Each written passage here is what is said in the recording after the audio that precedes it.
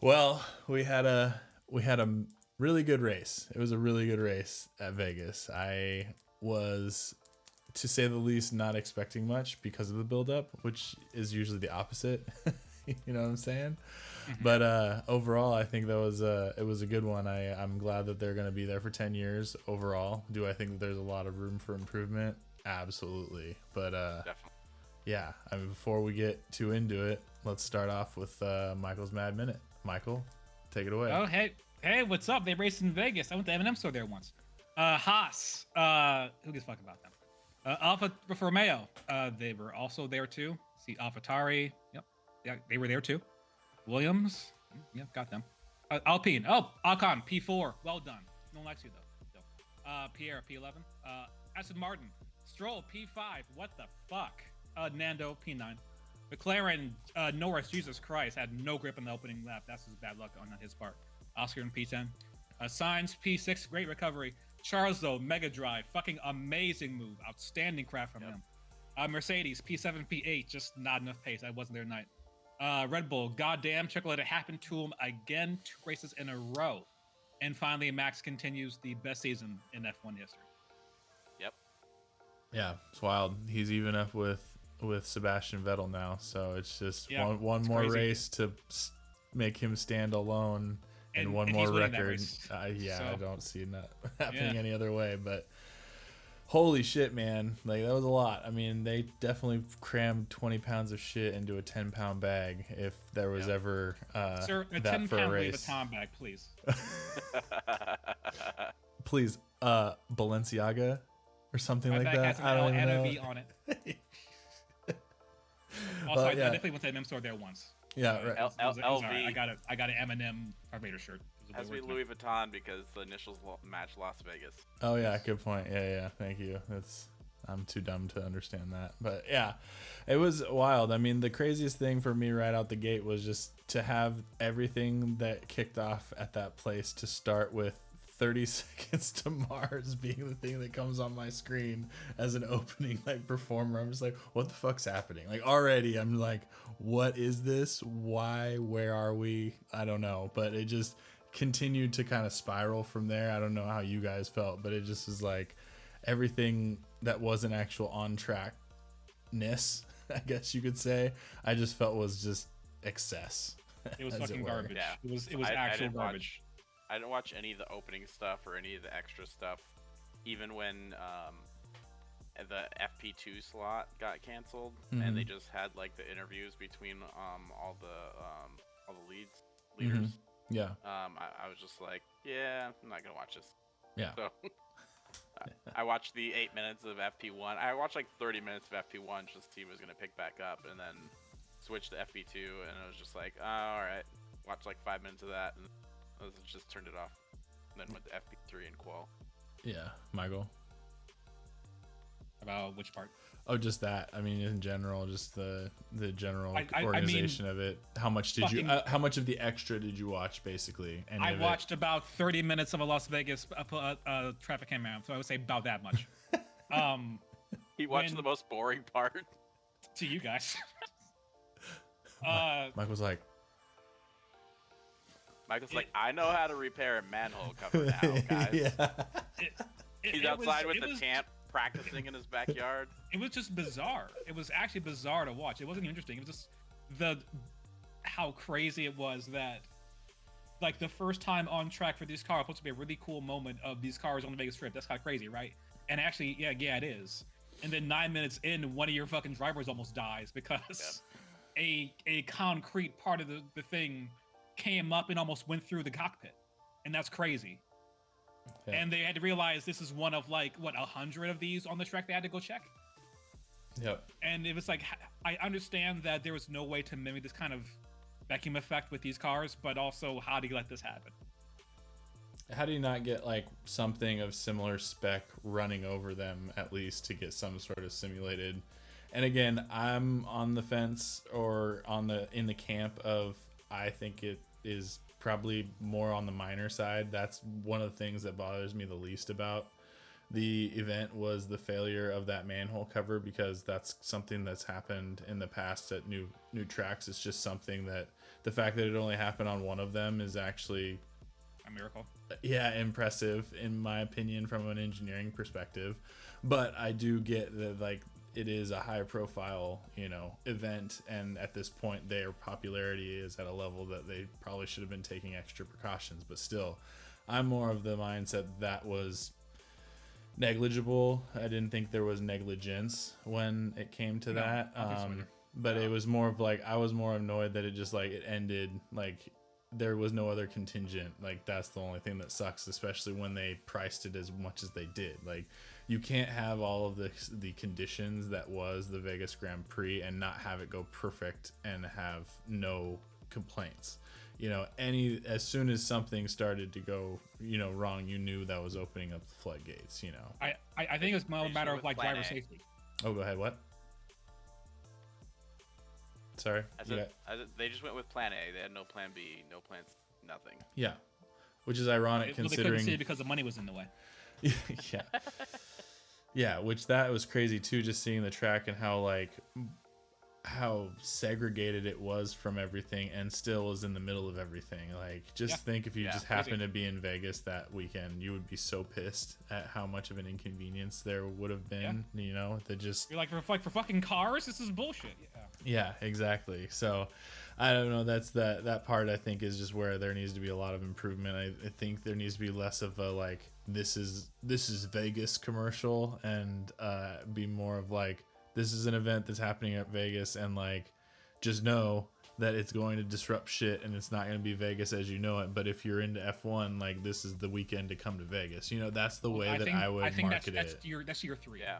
Was that you think that's year 3? Yeah. At year 3, they understand what was going on. Because that's the thing. Like, if you understand the assignment, it could be really cool, and the race itself proved that. Because all you need is the track and the actual race to be good, and then everything around it will fall into place, in my opinion. Yeah.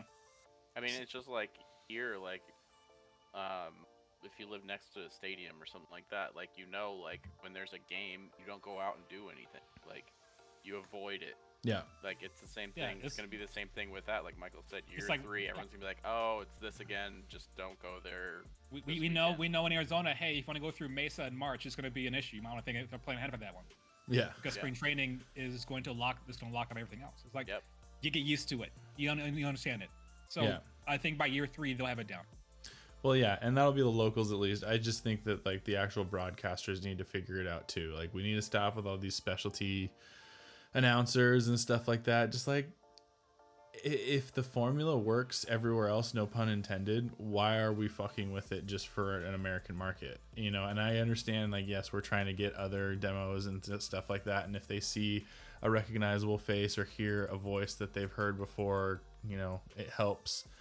But I just have them be involved less. Like, just have them be there, but like don't have them be that involved. Like, it becomes redundant. Like, having David Coulthard and Hinchcliffe in the commentary box is just, at times, is just, sometimes it's boring because they're just like, yeah, you're right, instead of like having the yeah, you're right. Yeah. Oh, I know exactly what you're saying. That is frustrating. Like, okay. It's more fun when even like the announcer is confused by what the driver is saying, and then the driver has to explain to him why it's like a pain in the ass, instead of like them basically bonding over like, yeah, that's frustrating, and people don't get how frustrating that is. And like, okay, well, whatever. I don't care. But that's just me. I think this is the deal with devil that you make to host an event like this. Do you think it ever changes? You forfeit some of your soul when you do shit like this.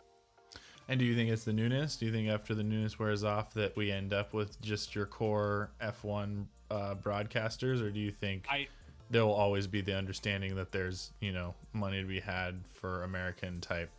I mean, it's going to be in Las Vegas. It's on Las Vegas, so there's always going to be an undercurrent of, shall we say, skivity. It's going to be skeevy. It's going to be skeevy no matter what. But it's going to be I would say, an expected and budgeted amount of skeevy once people figure out like what it's all about. I just really want someone to like go in, and I hope that someone does it, but like does like an in-depth kind of like almost vlog of being at the event, because obviously from the broadcast it looked really cool from the amount of racing and stuff, but also my question was like, how do you see stuff? Every time they cut to like a corner, I felt like there was no stadium there, like there were no seats there, and then like the only place that I really saw seating was like the main strip itself, and that was like they basically took, I felt like it was like, you remember Tony Hawk, like the Tony Hawk Pro Skater, and you could like create your own park. There was like, so like I just felt like someone took a bunch of quarter pipes and just like dropped them right next to the strip on either side. And just like when I was looking at that, I'm just like, man, dude, the buildings and stuff. And I know that they made it really hard for like corporate buildings that, unless they were really paying money, that they got essentially boarded up to where they couldn't see anything. So I'm just like, where are the vantage points? Where would you want to even be? Dragged in risers from MGM that they didn't need anymore. Yeah, basically. I feel like they built it so that you could watch it from a hotel room. It seemed like to me, like a hotel room that costs like $10,000 a night. That's what they were promoting, is get a room, because you're not gonna see shit in the stadium, like. Yeah. Oh, you're just not there. Not gonna see shit. Period. That was the thing. Like when they cut that freaking Vegas Strip, grandstands, dude, on Sunday. Oh my God, that would be brutal. Like I know I'm old now, so like I'm the type of guy that's like, I don't want to go to a live event, I just want to watch on my big screen TV. But like seeing that was like extra, just like emphasis on the fact, like I'm really glad I'm sitting on my couch right now. Like that looks fucking miserable. You're really old. Like for me, I as a young person, I only go if I can sit down. Yeah, well, that's why we're friends, Michael. Like if we're going to a concert, it's like, okay, second, it's like balcony first row. I can sit down, no one stand in front of me. I can sit down and watch the whole thing. Sure, let's go. Otherwise, I don't want to go. Comfort over everything. Yeah, function over form or whatever. Yeah, if I'm gonna be uncomfortable, then I don't want to go. No, that's fair. That's absolutely fair. But yeah, no, it sounds like a nightmare to watch. I'm not sure if people pay for it. I guess it's like people want like the energy, but I don't need that. What I was seeing on Reddit is like the Thursday night FP1, FP2 was like $250 for like the single day.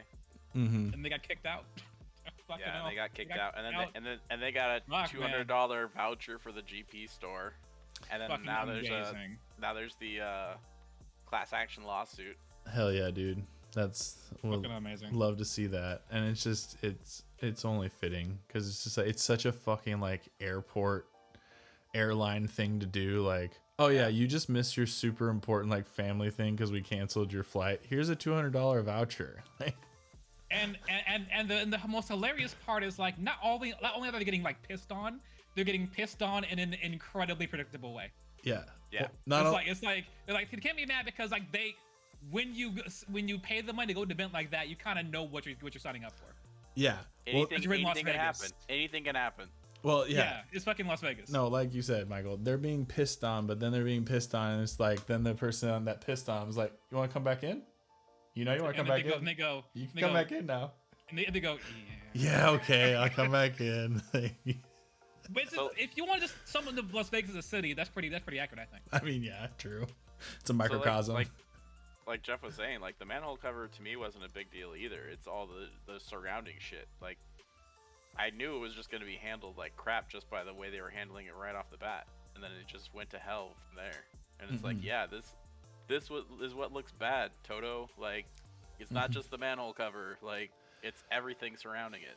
Well, that's what's annoying, is that Toto's comment wasn't necessarily wrong, but the way he said it and the people that he was giving credit to of like it wasn't their fault was incorrect. Like, you know what I mean? Like, I understand the manhole cover failing is not an issue, but the fact that it took Liberty as much time as it did to like fix the issue, especially for being a brand new course and knowing that could potentially be an issue, and knowing the amount of money that is on the table for, end users to be attending, so like that was the thing, is like when he said it initially, I was like, when you messaged me, it was like, Toto's saying some bullshit. I was just like, I don't know. I mean, I kind of see it, but then I like watched it again or listened to it again. I'm like, fuck no.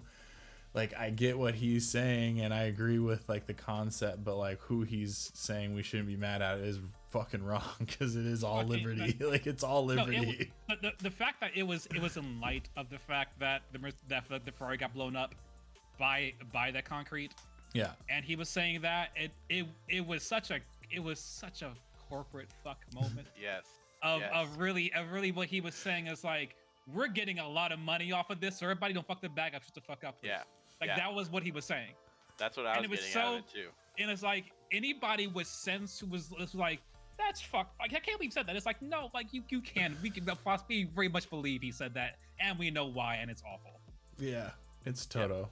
It's Toto. And like, That's if why. this event was supposed to like bring in new like American fans, like you just fucked all the fans that the fans that couldn't afford the weekend pass. You just fucked them all. Yeah. They fucked them when they announced it. Let's be honest here. Like we were in the office thinking about how much it's gonna cost, and then we just looked into it and we're like, yeah, no, that's about right. This seems like the kind of crazy that no one here want to go to. Yeah, but So, if we had just planned to go without buying tickets, we could have gotten in for cheap, because that's the thing, they overpriced the hell out of the fucking event, and they didn't realize that, like, yeah, we have a lot of money in America, but what you don't understand is all those stars and fucking celebrities that are going to come to the event, they don't pay for the tickets, they get them for free.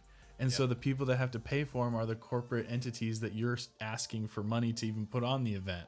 So it's just like, you can't ask them for money to put on the event and then also like tell them they got to pay astronomical pricing for the tickets that they're going to turn around and hand out to, you know, different celebrities, you know. And so that's where I think they fucked up, because technically, like, I was hearing about ticket prices being super cheap if you were just hanging around like Vegas. Like, you could easily, you know, get a halfway decent seat for a reasonable price, you know, weekend of, because they had empty seats. Like, they legitimately, like, one of the channels I watch, P1 Podcast,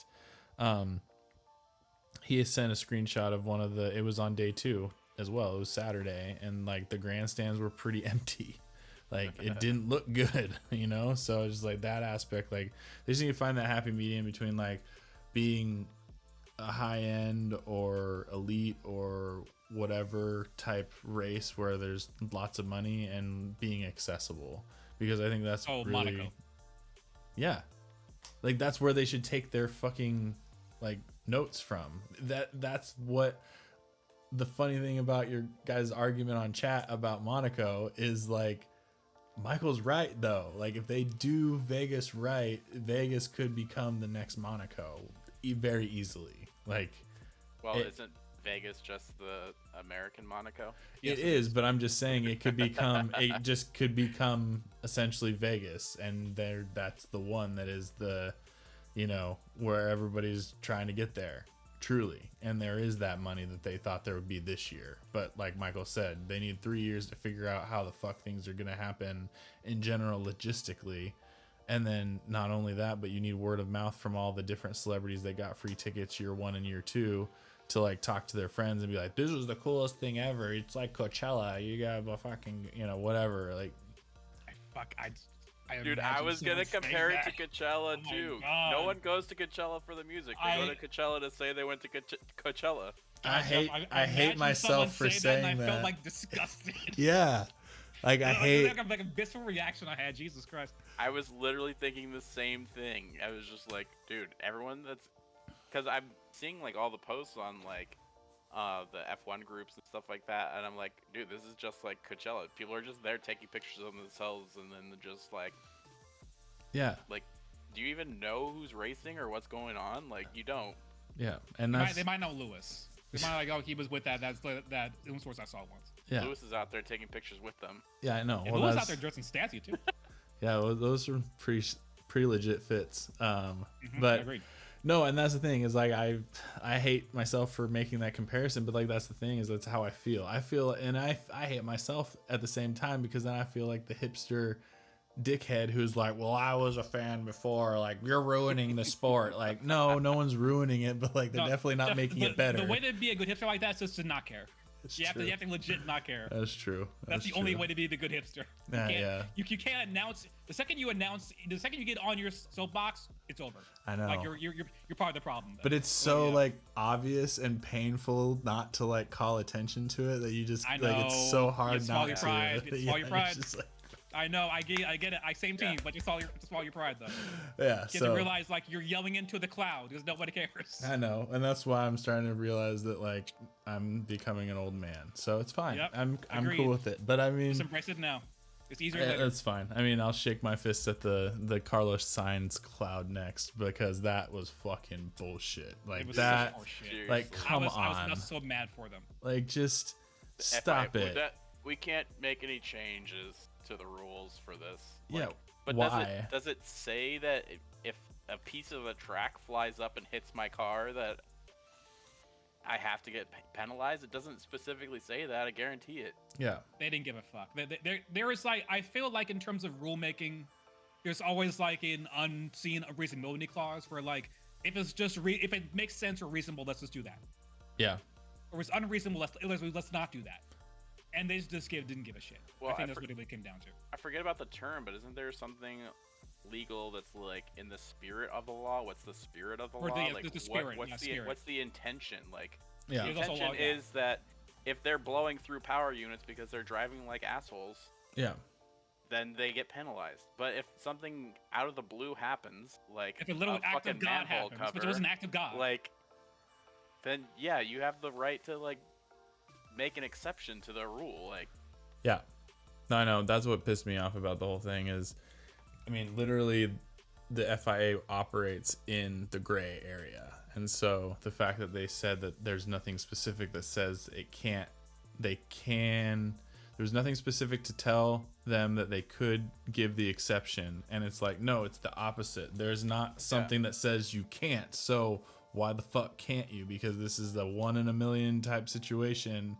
Like, again, it's happened and it is going to happen in the future, but it's happens so infrequently that, and in whatever, that the likelihood of being in the same scenario may not be the same, whatever, but like, still, I just don't understand why. It just made no sense to me. A 10 place grid penalty is just like ridiculous. Like maybe 5 seconds, maybe 2 or 3 grid spots or something. Like if you really had to like do something, but fuck, dude, like that was just, and he was doing so well. Ferrari looked so good in qualifying. Like they were doing so well. It was a matter of, if you think about it in the context of, again, I hate to beat this asshole, but it makes too much sense. It's the context of human greed and of not giving a fuck. It was very easy to understand how it went down the way it went down. And I hate to say it's like capitalism, but Michael's the guy that's like the patriarchy, but also like yeah. I know, it's just painful. It's just like anything else. Like when you know that that executive is doing something shitty and you just want to make them say that they recognize that they're doing something shitty. So you just like paint them into a corner. It's one of those things. Like it's almost the principle. It gets to be the principle of the situation because you're just like, this doesn't compute. So why are we doing it? Please stop. Just say yes and we'll move on. Yeah, exactly. Just so you don't know, and we can start there. Let's start with you don't know. Just admit it. It's okay. We won't think worse of you. Just Yeah. I'm not trying to big dog you. I'm just trying to do what's right here. Like, I'm just trying to do a good job. That's all I care about. You can say you did it. I don't care that much right now. I don't care. It doesn't matter to me. But just do it right. Do it right. Please. Like, put the cylinder in the circle hole. So what not the square. It was PTSD is what it was. Let's be honest. Yeah, exactly. But I mean, maybe they'll get it right in the future. But yeah, I just thought that was ridiculous. That was right up there with the voucher and everything. But with all the shaking fists at clouds and everything, like I am happy that like, and I know this is polarizing, but I appreciate Max's honesty about how he felt about the Grand Prix, even leading up to it. Obviously his opinion changed, or is perceived to have changed, because he said it was a good track and he had fun racing on it. But that doesn't change any of his original statement of like how it was executed. And like, I appreciate that, because I feel like majority, if not all of the other drivers were just in, you know, corporate drink the Kool-Aid mode of like, this is the best event ever. I'm so happy it's here. Like I dreamt for my entire life that one day there'd be. Yeah, exactly. Like, thank you, Daniel Ricciardo, for bringing F1 to Vegas. Like, bro, stop. Fucking like standing in the middle of the LA Convention Center saying, this is like Coachella. It's like, yeah. Just complete, utter different reality they're operating on. Carlos Sainz like, I love coming to Vegas and getting 10 place grid penalty. Oh, he's so angry. I love it. Yeah, it's so great. Well, and then like every person that would like be on the broadcast was like, every time I've been here, I've been fucking wasted. So this is the first time I've been sober. You're just like, oh my god, okay, cool. I don't think you should say that, but whatever. Get it, boy. Like, America. Yeah, I mean, like, Jacques Villeneuve was on the post race and like literally was only there because he got married in Vegas. Like he just like, what? I just, if that's not clout chasing, I don't know what is. Like, but it's just that kind of stuff is just, it's funny to me because it's just like everyone hates on him and is like he's so like he's cranky or whatever. You know, he's not playing ball, and it's just like, no, I mean, I think it's good. I think that's the kind of feedback they need. They don't need everyone being like, this is the greatest thing ever. Don't change a thing. Like having Bruce Buffer introduce the drivers for the circuit, like the driver parade, was the most cringy thing I've ever seen in my life. But like, also extremely Las Vegas. You can't tell me I'm wrong. Right. Well, but didn't they have a wedding chapel at the circuit?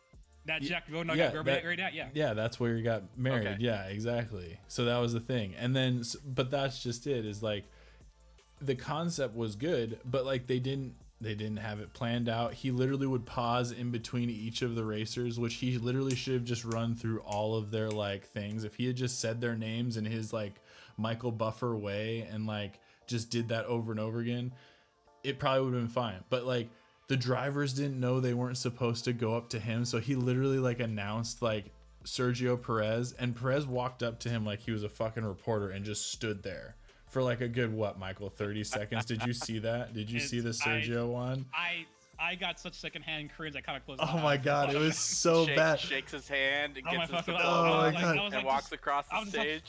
Just fucking get in the car. There was at least 4 to 5 guys that walked up to Michael Buffer as if he was an interviewer, and like the girl, like one of the like F1 TV interviewers, actually would like save it and like talk to them before they got in the car, or try to talk to them before they got in the car. And then there were like 2 cars that didn't fire, so like Sergio and Hamilton had to share a car.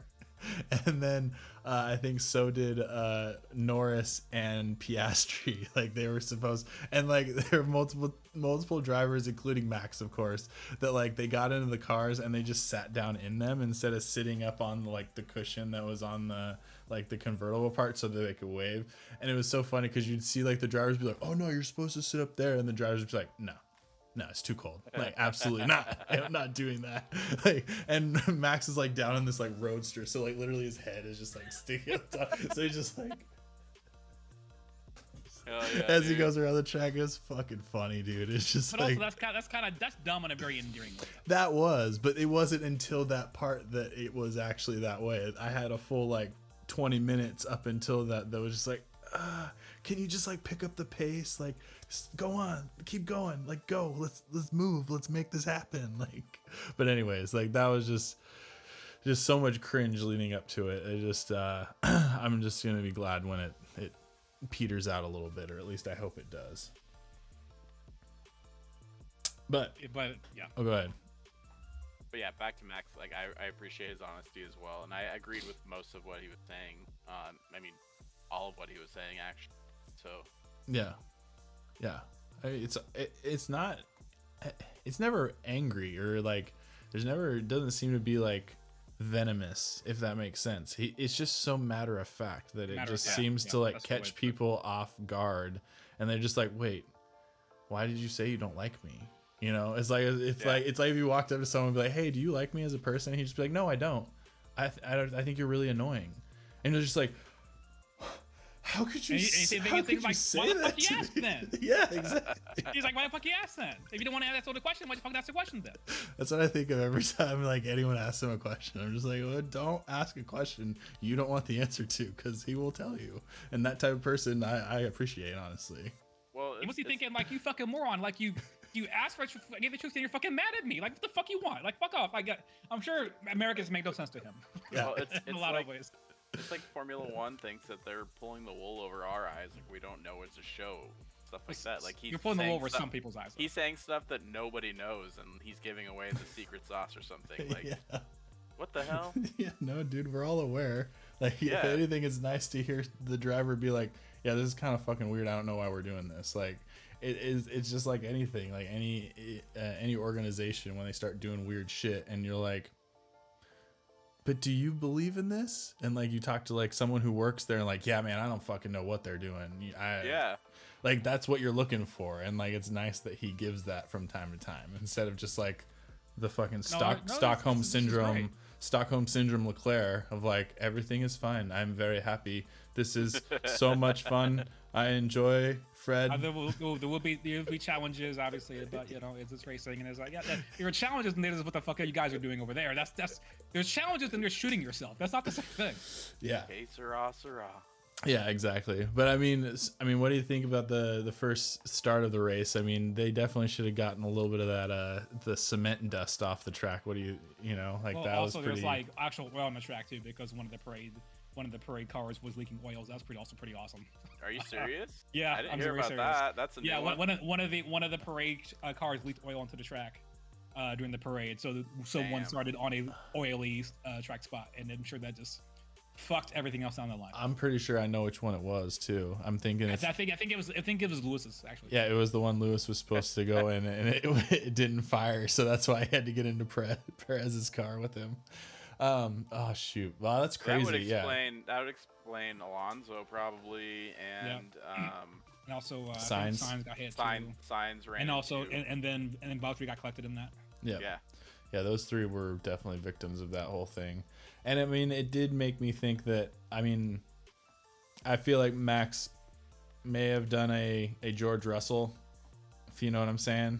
Oh yeah, no, he dived on the fuck out of him. That was not Max's corner at all. He dived on the fuck out of him. That didn't look like a lot of front end sliding to me, but I don't know. I'm just a guy who watches Formula One. I don't know, man. He was that like, circuit was pretty glossy. Like, Really? the corner's a straight line, you did. I'm just kidding. But the corner's a curve, and he got there first, bro. It's like, I mean, it was just funny to watch them. It was literally like watching two like magnets like go around the corner, because they just like kept the exact spacing, but they just were like, nah, fuck this corner. Max was like, I have the inside line. but for real though, he thought he did, and he really didn't. Well, and that's what's funny. And then like the incident with I have George. the inside line all the way on the outside of the circuit. But yeah, but then again, I kind of like feel for him a little bit of like, I might have a little bit of a diluted perspective of what is my fault and what isn't, because I fucking thought it was his fault with George Russell. Like, I fully thought, like, dude, you dive bombed the shit out of that guy, and like, that's what happened. Like, but then there's like Russell's fault. I'm like, okay, well, I don't know anything about racing apparently. All right, hang on, I'm gonna turn. They're missing out on. Yeah, well, yeah, I know that they were. I know the FIA was trying to get as much help as possible with putting this thing on, which was mind-blowing to me. I guess I just assume that they have it together more than they do. You know, they almost like remind me of a startup company where you're like, the dashboard looks really good and professional, and like they got it all figured out. But like, if you get behind that, like, it's just a bunch of like interns running around like, what the fuck are we doing? Like, I don't know. Like, what? I just kind of assume that's the case with all companies now. That's true. It's just like they just got enough money to not give a fuck anymore. Yeah, exactly. Yeah, just contract it out to the lowest bidder. Yeah, exactly. We live in a society. Make it happen. But yeah, no, I mean, did you know there was a sphere at the race? Like, Yeah. there was like this the big giant like sphere thing. No, it was like because billion amount of like lights or something. I don't know. They didn't talk about it very much. Did it cost billions of dollars to build? No, because I'm like in the know. Back when I was really hard into Assetto Corsa, which is a racing game you can mod. someone made a modded version of the proposed Vegas track with the sphere constructively built before it was built in real life. So I raced a version of that before it came out. I'm like, what the fuck is this giant fucking ball? What the hell is this? And I looked it up after, like, oh, they're actually building this fucking thing. And that's how I learned about the sphere was like a thing they're actually doing. So, I mean, looks rad as fuck though. I mean, don't get me wrong, very cool. I mean, I definitely want to Yes. go to a show there, and like, Yes. it definitely is something that I want to experience myself, and it's cool, awesome draw. But like, come on, man, if that is a dead horse, it was beaten sufficiently throughout that entire race, and it's just like, yeah, we get it. It's a giant fucking ball with a picture on it. Like, it's very obvious. We see it.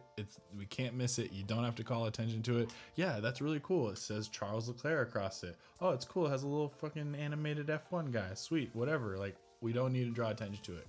Like, Yeah.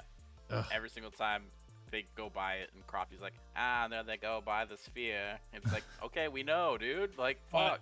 But when there was a yellow little flag and the spear turned yellow, that was pretty rad though. That was cool. Like, that was the practical uses of it was cool. But it was just almost like, it's like explaining a joke. It's like you say something funny, you're like, but you know why it's funny? Like, it's funny because I fucking know why it's funny. It's a giant fucking ball that is putting animated things on it. That's fucking cool. I don't need anyone to tell me that that's cool. Like, Yeah, like, I think it's cool too. I just don't need it advertised to me through the race. That's what I don't need. I don't need you advertising the sphere. I don't need you advertising the Flamingo Hotel, all the other hotels on the strip. Like, I don't care. Like, I'm not watching this for Vegas. yeah, unless it's a cool way of showing it, like the Google Chrome logo or something like that. Something where it's like you've made it spherical and it doesn't necessarily say the name of whatever it is. It's just a design, right? Like, those are the kind of things that I think is cool, because then you're just making it a piece of art or whatever that is part of the track, instead of it just being like Salesforce, you know, like. But yeah, definitely a cool concept. I'm sure it's gonna get like replicated across the world, because it seemed to be very popular by the Europeans and whatnot. So yeah, it was definitely a like you mentioned, Steve, in your notes. How many more times could they mention the sphere? Like, Jesus, like, get over it already. Yeah, but We got it. But yeah, I mean, what else was there? I mean, the last little thing was. Roll 14 grid places. Oh yeah, what the hell? Talk about the freaking ball bouncing in your direction. And also, kudos to him for not fucking up, because I mean, honestly, that's usually what he does. He just fucks up. So I mean, congrats on making the most out of the situation for him. I mean, shit, the started on softs. Like, who would have ever thought that would have worked out? Like, that's a shot in the dark situation. If I've ever, they're just like, there's gonna be a safety car, All the yellow flags probably benefited them. That's what I mean. Like, that's the only reason, is like, they're literally putting those soft tires on, being like, all right, we're gonna have a safety car within like 5 laps. Like, or they're like, let's hope there is, because that's gonna be our best case scenario. You know what I mean? Like, and that's exactly what happened. I mean, he literally, if he and Oscar Piastri had switched places of like how they did their races, I think Piastri would have freaking been right up there in like the podiums. You know what I mean? Because like, that was the thing. By Stroll starting on the softs and moving to hards, like, he satisfied the need for tire change. And then not only that, but then you had another safety car that gave him the ability to refresh his hard tires. So it was just, I mean, kudos to him. Definitely a golf clap. But I feel a little bit like we're in the Twilight Zone when Norris goes out lap 1 and Stroll finishes in the top 5. Like, the fuck? Like, Maybe they turned on the Large Hadron Collider like the weekend before, and we switched dimensions again. it was all of Stroll's yuppie friends that were there to support him in Vegas that gave him power. I don't know if you saw his like. We're supporting a lot there, Jeff. What was that? We're supporting a lot there. Is it? Yeah. Yeah, but I don't know if you saw in quality, like, he had like his own like cheering section. And it was just I found that funny. didn't see that. It was just, I'm sure they were paid well.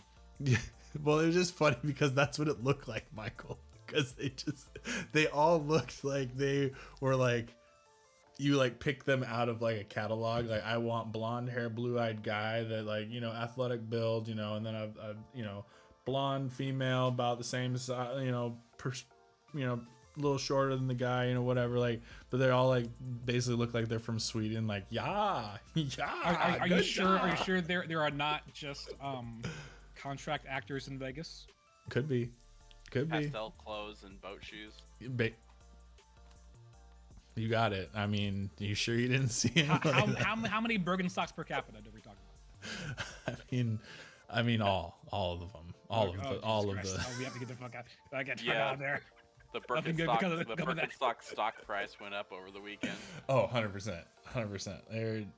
If there was a time to buy, it was the weekend, prior to the weekend. But yeah, and I mean, aside from that, I mean, the extreme happiness of Leclerc, making the most out of his situation, dude. As well as Perez taking second place back on the last lap. Basically the last corner of the last lap. Yeah. Fucking and amazing. He made that move stick all the fucking way. Like, some dudes are like, they're doing it and they're like praying to God to get there, and then God says, "I got you," and they get there. He was in control that entire time. Yeah, that was the crazy part. Especially incredible move. Well, he had just like locked up on like a similar type corner and a lap before, exactly. And it's just like to see how well and how late he braked. You're just like, how did we not see anything? Like no lockup, nothing. Neither of the tires. It was wild. I didn't see the car bounce a little bit. He just perfect grip management during that braking section. Just beautiful Forza Charles. It was incredible racing craft. It was so good. Yeah, no, it's so cool. And it's such a good boon for that. It's such a perfect way to end that race, so people leave it on a good note. It's a good note to leave that race on. It's such a fantastic time. Oh yeah, 100%. And and on the other side of that scale, unfortunately, the disappointment for Perez. I mean, still good because he's top 3, but like, man, dude, guy can't catch a break. Like, and I saw a quote that he said he didn't expect Charles to do that, and I'm like, how the fuck do you not expect that? But I now. That was my. If he didn't expect that, then he deserved to lose that spot. You mean they were in a race? They were racing, and he didn't think the race guy behind him was going to race him back. Yeah, well, not only is that bad because of that statement alone, but it's bad because a lap prior to, literally Leclerc basically gave him a sneak preview of what he was going to fucking do to him. Like, he passed him, and then Perez had to pass him back, and I don't know why Perez didn't think to himself, all right, I need to have the completed race of my life to make sure I keep Leclerc behind me. Like, just because he's in your rear view, like, not that they have rear view mirrors, but you know what I mean? Well, they do on the sides, but just because he's not in your side mirror, like, as you're about to start braking, doesn't mean he's not going to, like, dive on you. Like, well, I mean, Red Bull saw it coming. That's why they asked Max to, like, hang back and tow him in. Yeah. He said, and I quote, "At the end with Charles, I wasn't expecting him. He was 0.7 behind, but then in the braking zone, he was there. Well done to him and to Max." What the fuck race were you racing the past 2.5 hours? Where you have this giant ass straight with slipstream up the ass, and then you had DRS on top of that. You have a dude who wants to win really bad, and you don't expect him to put a move on you? Then she shouldn't have his seat then. If that's what he said was true, he shouldn't have his seat. Yeah, that's what I'm saying. Especially when guys because how the fuck do you say that in that situation? No, I don't know. I don't know. I think he just thinks it's enough that he locked up number 2 in the drivers' championship. I think that's what it is. Stupid. He's just happy that he's. I hope he was misquoted. So if that's true, then that just shows he's not, because as you were reading it, I remember hearing it live. He literally said that. Like, stupid shit. Yeah. No, I know. I agree. It's the last corner. This man is on your ass, and he has DRS, and it's a long straight that is the biggest braking zone of the entire race, and you've done it like 45 times now. So you should know better. He's hungry for a freaking podium. Right. Like, a win after getting pole. Too. And you took the lead from him by. Yeah. Yeah. He's literally running the longest streak of sitting on pole in quali and not winning the race. Like, you don't. I'm not gonna sit here and call Checo a moron, but I will say that if he said that was a moronic thing to say. Yeah, I think it was a moronic thing to say. Yeah, because I just think that. we were literally seeing guys make passes on that straight from 9/10 back. Like they were almost a full second. They would just be at DRS, and they were able to come up the wing and opened, pass you were them. in trouble. Yeah. If their wing was open behind you, you had some problems. You were in trouble from an Alpine. If you're in trouble from an Alpine on a straight, like you got stuff to worry about. Okay, like that's. I cannot believe he said that. That's such a stupid. I'm an amateur dog shit. I'm an amateur dog pleb, like chimney boy racer, and I know better than that. So what the fuck does that say about dog him? club, chimney boy racer. Like I am the pro of the proletariat. And as a racer, I know better than that, and I can't believe he said that. Yeah. Even in the moment. In the moment, it even makes less sense actually, because I hadn't just had Charles Leclerc on my ass for the past half hour. Mm-hmm. Yeah.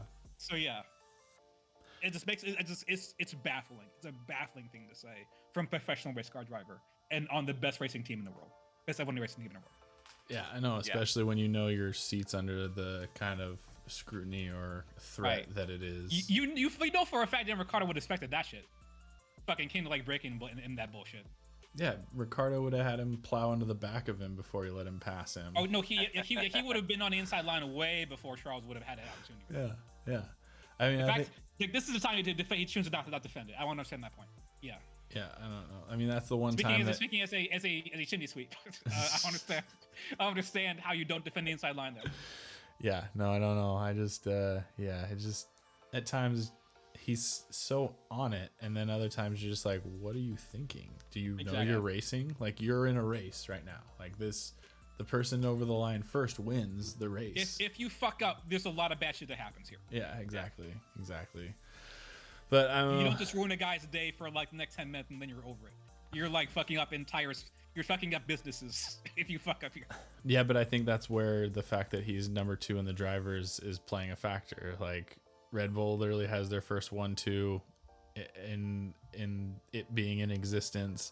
They have the constructors too. Like, I mean, honestly, it's all aces, no pun intended, for Red Bull. So it's kind of like he knows that in like reality, like there's no real reason, or if they do let him go before next season, it's not going to look good. So I think that's where he plays good company man. Yeah, he's probably complacent. He doesn't have the passion that Max does for racing. The need for leaving a legacy. So yeah, he's probably complacent right now. Yeah, well, that was the thing. Like, you're 100% right, Steve, because I had just, honestly, halfway through that race, I was just like, yeah, Max probably won't win this. Like, it's probably going to be Checo or Leclerc. And it's just like, it's impressive to watch the, like, just, I don't know, just like the moxie, like just the determination. Like, it's just crazy. It's watching Max go, oh, I have to try now. Yeah, exactly. That was the crazy part. Is like, and then he just fucking turns it on and nobody can fucking catch him. It's fucking ridiculous. Yeah, it's like fucking.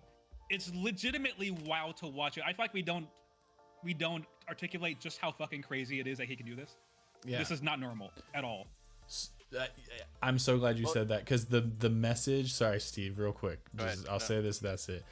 The message from GP, I think, says it all. It was like when Leclerc was on him, and he's just like, you're gonna have to work to like break the toe, and literally within half a lap he broke the toe. Like, it was just crazy that, like, it just seemed like Leclerc was like this fly that just wasn't gonna go away, because he was just like right there in the DRS, and like you just heard GP come over the radio and just basically is like, all right, you can't do your normal thing of just like doing your thing. Like, you're gonna have to like put in effort to get him off of you. And as soon as he said that, like Michael said, it was like Max just found that next gear and was just like, later. Yeah, it's nutty. It's fucking nutty. He found those tenths, those like hundredths. We're probably watching the best driver who ever lived. Like, it's fucking crazy. Yeah. Well, and shoot, what were we? Steve, you were saying. And to be fair, like Charles Charles chased him the whole time. Charles like hustled him to the line. Really, like, he was not that far ahead of Checo when he went on that race. Checo not been there. Charles would have been in his asshole for at least a couple laps.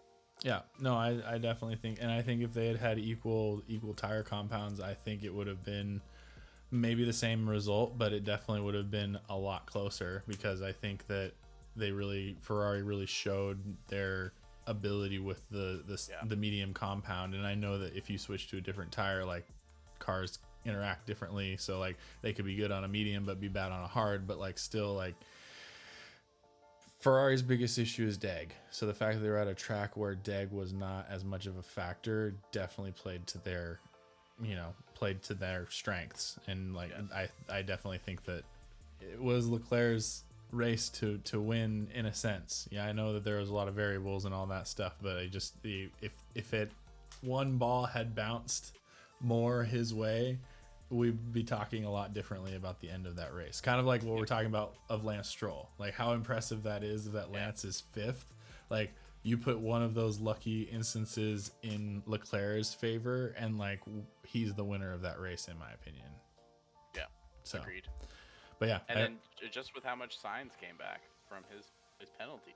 Oh yeah, absolutely. Like I mean, it's definitely making the best of a bad situation for him as well, and I appreciate that. And it's like you don't have that, not to kick him when he's down, because Lewis ended up 7th, but the times that Lewis kind of like sounds like he wants to give up and like be like, I don't want to, like it's not worth me even racing this race. It's irritating, and it's nice. As a Lewis Hamilton fan, it's irritating to hear him when he seems like a little front runnery. Not gonna lie. So like when he's depressed, yeah, he's in his sad. When he's in his feelings, his sad boy moments. Yeah, exactly. So yeah, I appreciate that Sainz is like, but I also appreciate that he still bitches. Like I appreciate that he bitches, and like kind of like we always talked about in work. Like I'm gonna do it, but I'm gonna let you know it's fucking shitty and it's stupid that I'm doing it. Like, but like I'm obviously gonna do it because I'm a good employee. But like. Mm-hmm. I just need you to, way. Exactly. Where that was Sainz. He's like, this is the worst penalty I've ever gotten in my entire career. This is complete garbage. I can't believe the FIA is allowed to do this. Like, and then he goes out and gets 6th. But like, that's pretty good. Like like that's the appropriate way to handle that. You think of the after party. Let's be honest. Think of the after party. Like, so I'm going to the after party, and I'm fucking lit it all out there. Yeah, yeah, exactly. I'm sure they all had a lot of fun. Yeah, had a lot of fun in Vegas, but. Yeah, it was good. I'm overall happy. I would say that it was one of those like come from behind like pleasant surprises, because Friday, because I woke up Friday thinking I was gonna watch like the weekend warm up, and then it was like, oh, FP1 and 2 are here, and I'm just like, holy shit, what the fuck? And then I start FP1, realize that ends immediately. I'm like, well, fuck, okay, cool. Then go FP2, like kind of okay, and they didn't even happen, right? And then you're like, okay, FP3 looks kind of cool. All right, fine. Then you get into quality, and you're like, oh my god, this is fucking boring. Like they're just all just waiting in a line and just like going one after another, and like track evolution is too much, blah blah blah. And then you get to race day, and you're just like, all right, it'll probably be okay. Like fine, whatever. And then you're just like, holy shit, like what the fuck? And you're done with the race. You're like, oh, this is a good weekend. Yeah. Yeah. So the time of the race really fucked me up. Yeah. I'm a night owl by nature, so I'm like, this is my wheelhouse right here. So. Yeah, Michael's like, this is a morning made for person, me. and I was used to it being on Friday, like getting in and like watching it on Friday morning at work, watching FP1 and 2, and then waking up Saturday watching, and then Sunday same thing, and then those Sundays I'm struggling those Sundays. Not gonna lie. This time I was like, I woke up and it's like, I was like, oh yeah, it was last night, and then I'm just like looking at it, I was like, dude, this time is like really screwing me up, bro. Like, because then now I'm watching the DVR at FP1, FP2, but then FP3 and quals tonight too. So it's like, what is going on, man? Your head starts to spin around in circles. And then you got the delays on top of everything. You're just like, oh my god, I don't have time for this. Put it at 4 a.m. like a normal person. Yeah. Used to those European races. Yeah, exactly. But well, we got Abu Dhabi next week, so that's a hell of a double header to go from freaking North America. That's pretty fucked up. It's pretty fucked up thing to do to them. Like, that's so not nice. That's not nice at all. Because you could tell those announcers and stuff were just like, We're I just wanted to here get out of here. at Yeah. Vegas. I don't know what day it is or what time it is, Just but like we're I'm here. definitely hungover right now, but yeah. Yeah. Well, they kept trying to say they've been sober all week, and I'm like, well, that's a fucking lie right there. What's just worse, being sober in Vegas the whole time or being drunk off your ass the whole time? Dude, you get freaking Like, you you get don't win either way. contact drunk in Vegas. Yeah, basically. I feel like if you're not walking a tipsy line, I think it's just a miserable time. Yeah, no, 100%. I speak from experience. Yes, it's not good. You don't want that. But yeah, I'm excited. This was a great week. I was pleasantly surprised. I just, take a little bit of the, take a little of the tassels and the glitter off of it, and it would be perfect. But other than that, I was super happy. Yeah, it was not. It didn't live up to the hype in my opinion, but it wasn't a bad race. Yeah. I wasn't looking for the hype. I was just looking for the race, and the race satisfied that. So yeah, exactly. Any last words, Michael? I figured it'd be a good race because, it's a boring racetrack in terms of technical skill, but anytime you have a racetrack that is wide enough for 3 cars and a long straight with DRS, you'll have good racing. Whenever there's an obvious overtaking spot in the racetrack, racers won't be able to resist it. Yeah, and that was the case here. It was like the end of on the strip. That was, if you're gonna pass, you're gonna pass there. And we saw a lot of that this race, and that always is gonna be fun. And then obviously it couldn't have ended better with Charles's fucking amazing move on the inside in the last corner. Just proved how good a racing is on that track, along with other spots there too. Yeah. So I thought it was gonna be a fine racing. I didn't think it was gonna be dog shit. It was obviously everything else, and everything else was the problem, but when it came to on-track racing, it was a good time. Yeah, absolutely. Yeah. Sweet. Well, I'll look forward to next week with you guys. And as always, with everyone else, like, subscribe. Let us know what you like, what you don't like, anything we can add. And until next time, we'll catch you later. Peace.